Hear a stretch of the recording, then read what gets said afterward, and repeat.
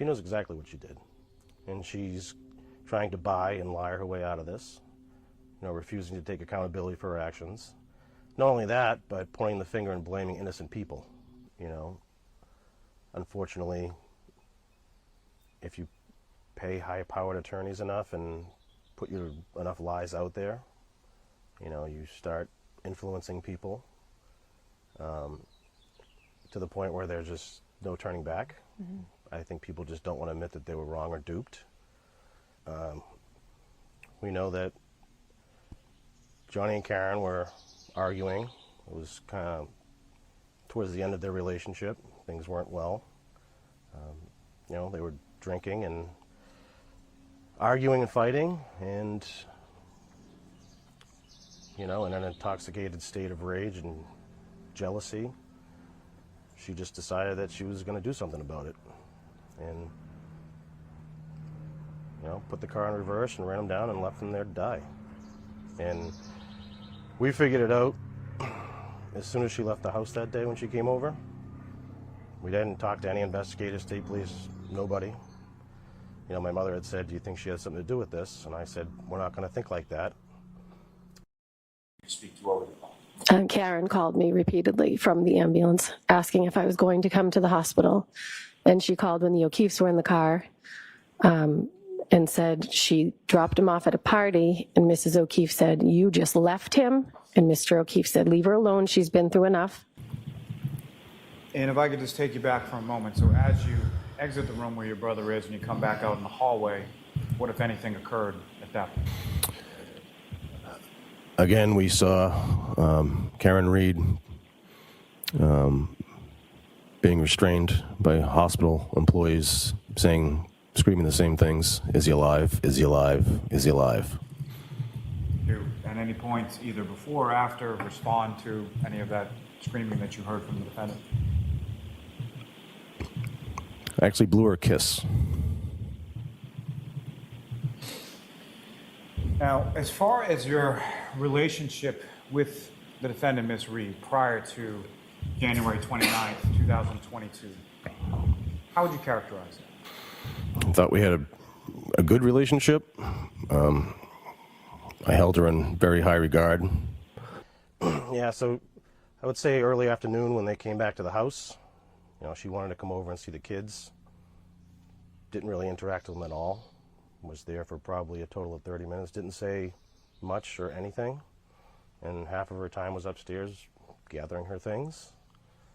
Then my wife spoke to her on the phone on their way back to Dighton.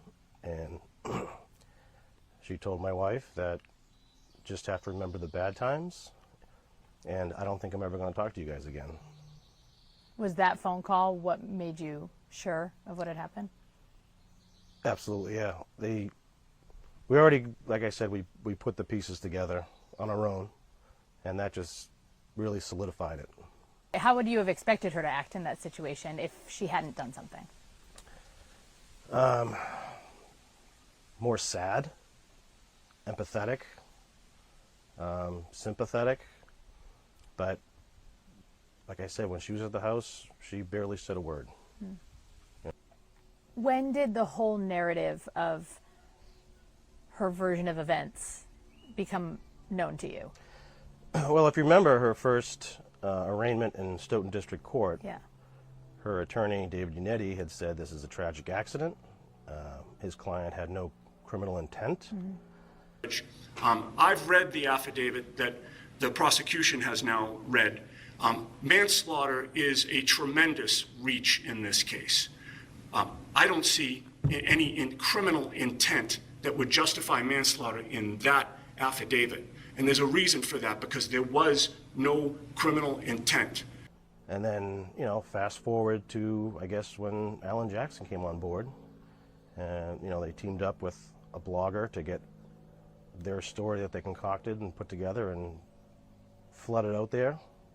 And people were only hearing one side of the story and coming to conclusions before actual evidence in the trial had actually begun. We got ushered out of the courtroom pretty quickly on Monday. You had a little exchange with Karen. Do you mind? What happened there? So, throughout the trial, she likes to turn and look at me and smirk. She's never once made eye contact with my wife, Erin. So when the mistrial was announced, she turned and looked right at Erin and gave her a smirk, and then went over and hugging and celebrating to some extent. All right. All right. Thank you. We'll see you then. Football rise.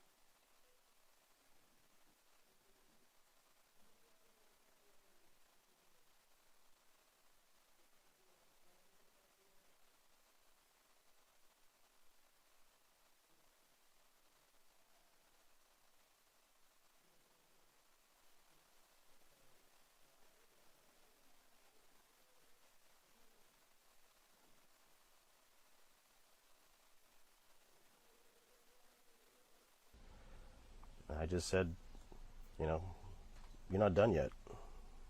Paul should be livid at every single one of those Alberts that are getting up there and lying through their teeth, and it's obvious to the world. He should be. I don't know how he's able to contain himself. You know, we have to remember that. You know, for me, I went a full year believing Karen is a dingbat who knocked John over, and John must have been wasted. Yeah. And that's why he got knocked over. Right. That was the narrative that was out there, and everyone accepted that blindly. And you know, for the people that are directly involved in this, right, as it's unfolding, it's very hard to analyze it. I think people just don't want to admit that they were wrong or duped. All right. I hope I was able to show that sometime between 6 a.m. when they found Officer O'Keefe's body and 8 a.m.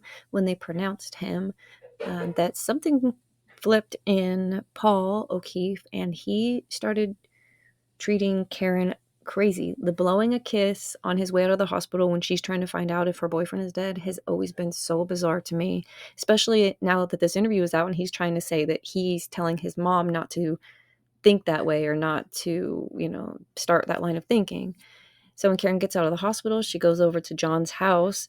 Paul doesn't think she's there long enough. He doesn't think that she's sad enough, but she is there for long enough to told 13-year-old Patrick that his uncle has passed away, which has to be just the most awful thing to hear and experience. She's then driven home.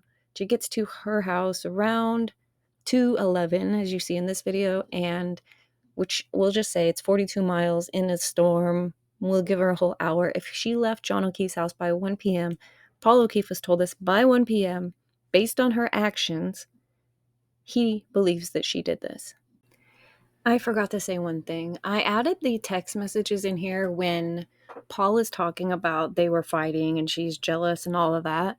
If you were to read through the text messages, which I haven't done on a video. Did I do it on a video? Oh, I did. I think I did this on a video already. Dang it. If not, I'll give you the link in the comments here. That's probably what I'll do. So you can read them for yourself. They're both very jealous. He's like, I hope your plumber is cute. But the point of me showing the messages is that twice, he not only does he want her to come by, twice he's making it a point like, I'll do this for you later. I'll work this out later. I'm going to help you later. He's talking about a future where he helps her. So to say that they were fighting beyond repair is kind of disingenuous. It seems like they have had fights. He is worried about opening his heart up. I mean, remember, his sister and brother-in-law have passed.